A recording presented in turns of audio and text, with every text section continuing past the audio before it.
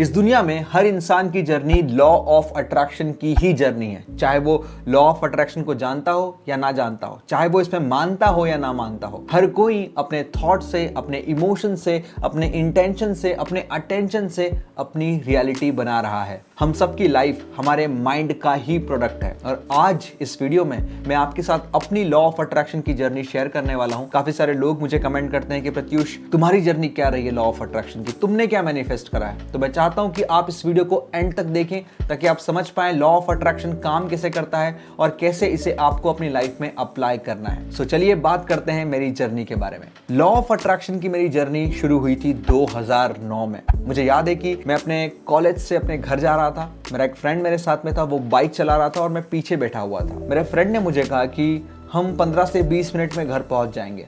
मैंने कहा कि इट इज इम्पॉसिबल, क्योंकि डिस्टेंस बहुत है और ट्रैफिक भी बहुत ज्यादा होता है। उसने मुझसे कहा कि उसने एक बुक को पढ़ा है और उसमें लिखा हुआ है कि जैसा आप सोचते हैं वैसा होता है। तो अगर हम सोचेंगे कि हम 15 से 20 मिनट में घर पहुंच जाएंगे तो हमें ट्रैफिक नहीं मिलेगा। नाउ आई डोंट नो कि उस दिन हम 15 से 20 मिनट में उस दिन घर पहुंचे थे या नहीं पहुंचे थे, बट उसने ये जो बात कही थी वो मेरे मन में बैठ गई। उसके बाद उसी फ्रेंड ने मेरे साथ में द सीक्रेट बुक शेयर करी। आई थिंक द सीक्रेट ही वो बुक है जिसके माध्यम से अधिकतर लोगों को लॉ ऑफ अट्रैक्शन के बारे में पता चला है। तो 2009 में मैंने पहली बार इस बुक को पढ़ा और मैं बहुत एक्साइटेड हुआ, बिकॉज ये मेरे लिए बिल्कुल नया था और मैंने इसके साथ एक्सपेरिमेंट करना स्टार्ट किया। और शुरू में मैं बहुत एक्साइटेड था, तो लॉ ऑफ अट्रैक्शन ने मेरे लिए बहुत ही अमेजिंगली काम किया। सो सबसे पहली चीज मैंने मैनिफेस्ट करी वो थी मेरी लाइफ पार्टनर टॉनिका, जो मेरी वाइफ है अभी। एंड दूसरी चीज मैंने मैनिफेस्ट करी उसके बाद वो थी मेरी जॉब। सो मैं कॉलेज के अंदर एक बहुत ही एवरेज स्टूडेंट था। उस समय पे मैंने लॉ ऑफ अट्रैक्शन का यूज किया और अपनी जॉब को मैनिफेस्ट किया। मैं एवरेज था, लेकिन I was among the first people जिनका सिलेक्शन हुआ था उस कंपनी में कैंपस प्लेसमेंट में। सो लॉ ऑफ अट्रैक्शन मेरे लिए काम कर रहा था शुरुआत में और मैं इसे ऑन एंड ऑफ यूज भी कर रहा था। कुछ दिन बीत गए, फाइनली मैं जॉब में गया। जिस जॉब में मैं गया वहां पे जाने के बाद में लॉ ऑफ अट्रैक्शन मैं भूल गया। जैसे ही मैं जॉब में गया मेरे ऊपर वर्क प्रेशर आया, ऑफिस पॉलिटिक्स, बहुत सारी नेगेटिविटी मेरे आसपास चल रही थी और धीरे धीरे मैं लॉ ऑफ अट्रैक्शन को भूलता गया। माइंड में कहीं ना कहीं था, लेकिन मैं इसका यूज नहीं कर रहा था। मैं दुनिया को एक नेगेटिव नजरिए से देखने लगा और फिर क्योंकि मैं दुनिया को बहुत नेगेटिवली देखने लगा अपनी जॉब में, 1.5 से 2 साल के अंदर मैं इतना फ्रस्ट्रेट हो गया कि मैंने अपने बॉस से झगड़ा किया, जॉब से रिजाइन करा और मैं अपने घर आ गया। पापा मम्मी के पास में। और फिर मैंने डिसाइड करा कि यार अब मैं जॉब नहीं कर सकता, मुझे कुछ और करना है। राइट, आई डिसाइडेड कि चलो मैं बैंक के एग्जाम क्लियर करता हूँ, कोई गवर्नमेंट एग्जाम क्लियर करता हूँ। मैंने प्रिपरेशन करना स्टार्ट करी गवर्नमेंट एग्जाम के लिए। 6, 7, 8 महीने बीत गए, मुझे कहीं पर सक्सेस नहीं मिली। मैं लॉ ऑफ अट्रैक्शन यूज नहीं कर रहा था, मैं उसे भूल ही चुका था। मेरी जॉब के अंदर जो मैं नेगेटिव सिचुएशन से गुजरा, लॉ ऑफ अट्रैक्शन को मैं कंप्लीटली भूल चुका था। तो मैं गवर्नमेंट जॉब की प्रिपरेशन कर रहा था, मुझे वो मिल नहीं रही थी और मैं देख रहा था कि मेरे जो दोस्त हैं, मेरे आसपास के जो लोग हैं, वो मुझसे कहीं ज्यादा आगे बढ़ रहे हैं, अपनी लाइफ में सेटल हो रहे हैं, ज्यादा सैलरी अर्न कर रहे हैं और मैं लाइफ को और नेगेटिव तरीके से देखने लगा। एंड एज अ रिजल्ट मैं अपनी लाइफ में नेगेटिव चीजों को और अट्रैक्ट करने लगा। सो पहले तो गवर्नमेंट जॉब नहीं लग रही थी, फिर मैंने डिसाइड करा कि मैं कुछ और प्राइवेट जॉब करना चाहता हूँ, लेकिन मुझे कहीं पर प्राइवेट जॉब भी नहीं मिल रही थी। मैं आपको ये बोल सकता हूँ कि मैं अपनी लाइफ के सबसे लो फेस में था। उस समय पे मेरे मन में कई बार बहुत ही नेगेटिव थॉट्स आते थे, सुसाइडल थॉट्स भी आते थे। डेफिनेटली मेरे मम्मी पापा ने मुझे सपोर्ट किया, लेकिन क्योंकि मैं एक जॉब कर रहा था, उसके बाद में मैं घर पे बैठा हुआ था, मैं कुछ नहीं कर रहा था और बिल्कुल पावरलेस महसूस कर रहा था।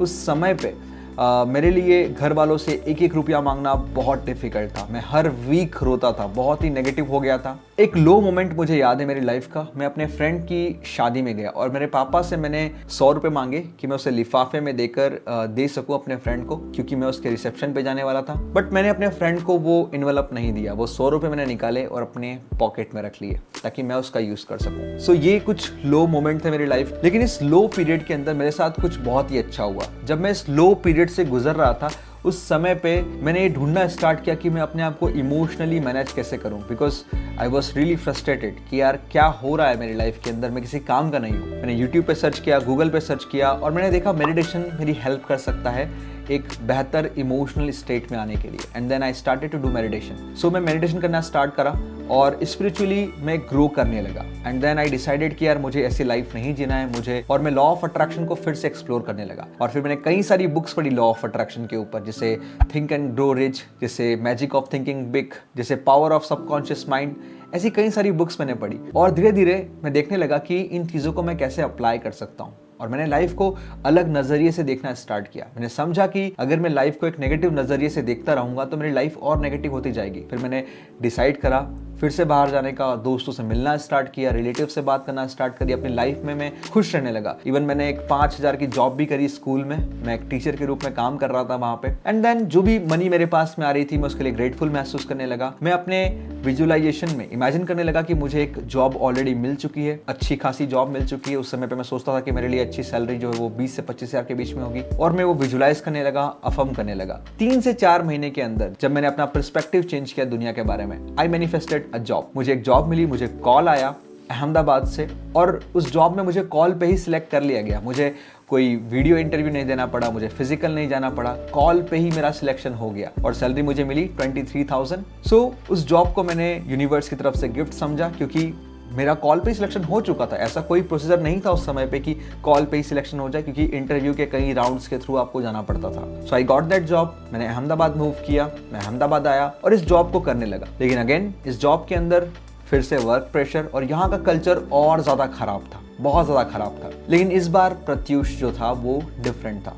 वो प्रत्युष जिसने पहली जॉब में ये डिसाइड करा कि उसको दुनिया को नेगेटिव नजरिए से देखना है, इस बार जो प्रत्युष था वो प्रिपेयर था हर सिचुएशन के लिए। तो मैंने इस जॉब के अंदर जो भी नेगेटिव चल रहा है उसे बिल्कुल अवॉइड करा, बिल्कुल अवॉइड करा, और उन चीजों पे ध्यान दिया जो पॉजिटिव चल रही है। मैंने अपने अंदर के वर्ल्ड को हिलने नहीं दिया। बाहर कुछ भी हो, मैं अंदर से इमोशनली स्ट्रांग था। तो इस जॉब के थ्रू मैं आगे बढ़ा और मैंने डिसाइड करा कि अच्छा मैं ये जॉब नहीं चाहता, यहाँ पे कल्चर अच्छा नहीं है, तो मैं कैसा जॉब चाहता हूँ। फिर आई डिसाइडेड कि okay I want a job जहाँ पर कल्चर और अच्छा हो। ये जॉब शहर से थोड़ी दूर थी तो मैं चाहता था कि शहर के अंदर हो। आई डिसाइडेड एवरीथिंग और मैं अपनी प्रैक्टिसेस करने लगा। 6 मंथ मैंने इस जॉब में निकाले and then I got a job offer from another company, और ये कंपनी बिल्कुल मेरी ड्रीम कंपनी थी। वाइट कॉलर जॉब, शहर के अंदर, कल्चर अमेजिंग, सब कुछ था इस जॉब में। इस जॉब में मेरा इंटरव्यू हुआ, सिलेक्शन हुआ, स्मूथली सब कुछ हो गया। एंड देन ये जॉब मेरे लिए एक टर्निंग पॉइंट थी। जब मैं इस जॉब को करने लगा, कुछ समय बाद मेरी एचआर ने मुझे बताया कि प्रत्युष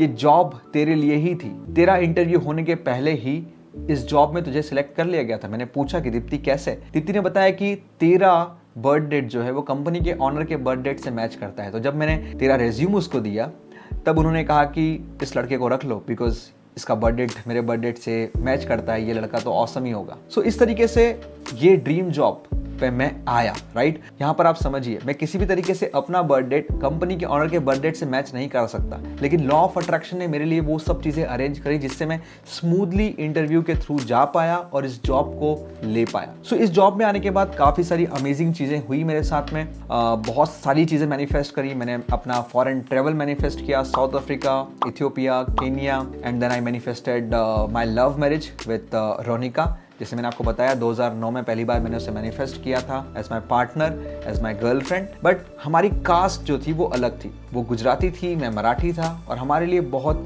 डिफिकल्ट था कि हमारी शादी हो जाए। बट हमने हमारी प्रैक्टिस करी, हमने कभी सोचा ही नहीं कि हमारी शादी नहीं होगी। हमने बिल्कुल सब चीज़ों को अवॉइड करा, हमेशा अपने माइंड के अंदर इसी बात को रखा कि हाँ हमारी शादी तो होने ही वाली है। और फिर लॉ ऑफ अट्रैक्शन की प्रैक्टिसेस कंटिन्यू करी एंड देन हमारी शादी हमारे घर वाले मान गए और उन्होंने मर्जी से हमारी शादी बहुत ही अच्छे से करवाई। एंड इसके बाद में आई manifested my home, I manifested my car, I manifested a lot of things, जो मैं आपको शायद अभी लिस्ट बनाकर निकालूं अगर तो मैं आपको बता भी नहीं सकता, वो इतनी लंबी लिस्ट हो जाएगी, वीडियो बहुत लंबा हो जाएगा। एंड रिसेंटली मैंने जो मैनिफेस्ट किया है वो है मेरा 7 फिगर बिजनेस। सो जैसे मैंने आपको कहा, जो लास्ट जॉब में कर रहा था वो मेरे लिए ड्रीम जॉब थी। कल्चर बहुत अच्छा था, लोग बहुत अच्छे थे, फॉरेन ट्रेवल में कर रहा था, बहुत सारे फायदे थे। उस जॉब के अंदर मेरे लिए केवल एक ही चीज जो थी वो मुझे अच्छी नहीं लग रही थी, मेरा वर्क। मैं इंजॉय नहीं कर रहा था वर्क को, बाकी सब कुछ ठीक था। देन आई डिसाइडेड कि मुझे अपना काम भी चेंज करना है, मुझे कुछ ऐसी चीज करना है जिससे मैं इंजॉय कर सकूं। और उसके बाद मैंने डिसाइड करा कि मुझे अपनी जॉब से क्विट करना है और अपना coaching business, law of attraction, मुझे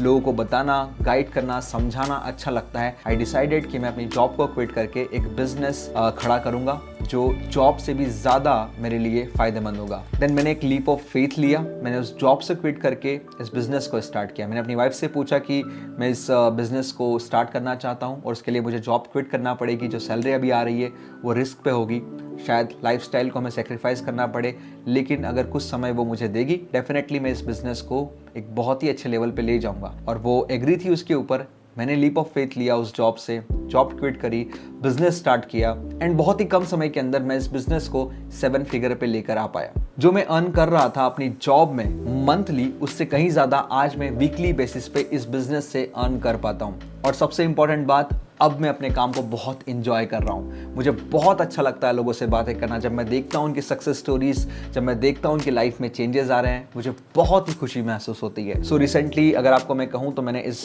जॉब से इस बिजनेस को मैनिफेस्ट किया है and right now literally I am living the life of my dreams. So ये कई सारी चीज़ें हैं जो मैंने मैनिफेस्ट करी है, और भी बहुत सारी चीज़ें हैं। डेली बेसिस पे कुछ न कुछ तो मैनिफेस्ट होता ही रहता है। ये लाइफ एक ऑन गोइंग जर्नी है। So that's all about my journey. I hope कि इस जर्नी से आपको कुछ इंसाइट्स मिले हों, आपको कुछ इंस्पिरेशन मिला हो। इस जर्नी के थ्रू मैं आपको केवल एक ही मैसेज देना चाहता हूँ। मैसेज ये है कि आप लाइफ की किसी सिचुएशन में क्यों ना हो, हेल्थ में, वेल्थ में, रिलेशनशिप में, अगर आप कुछ बेहतर इमेजिन कर सकते हैं, अगर आप कुछ बेहतर सोच सकते हैं, तो आप उसे अचीव भी कर सकते हैं। इस बात को हमेशा ध्यान रखिएगा। और लॉ ऑफ अट्रैक्शन की जर्नी जो है, वहां पर हमें एक मैप नहीं मिलता कि आगे क्या होने वाला है। हमें ट्रस्ट करना पड़ता है, सरेंडर करना पड़ता है। तो लॉ ऑफ अट्रैक्शन की जर्नी पे ऐसा नहीं है कि आपके लाइफ के अंदर कोई नेगेटिविटी नहीं आएगी या फिर लो सिचुएशंस नहीं आएगी। आपके लिए जरूरी है कि जब भी आप लॉ ऑफ अट्रैक्शन का यूज कर रहे हैं, आप इमोशनली इंटेलिजेंट रहें। लाइफ में चीजें होगी, आपका बाहर का वर्ल्ड आपके अंदर के वर्ल्ड को अफेक्ट ना करे। आपको उतना स्ट्रांग पहले बनना पड़ेगा और फिर सरेंडर के साथ में, कंटिन्यूएशन के साथ में आपको अपनी प्रैक्टिसेस करना पड़ेगी। क्योंकि लॉ ऑफ अट्रैक्शन के साथ में कभी कभी हमें रिजल्ट बहुत जल्दी मिल जाते हैं, लेकिन कभी कभी रिजल्ट टाइम लेते हैं एंड दैट्स ओके।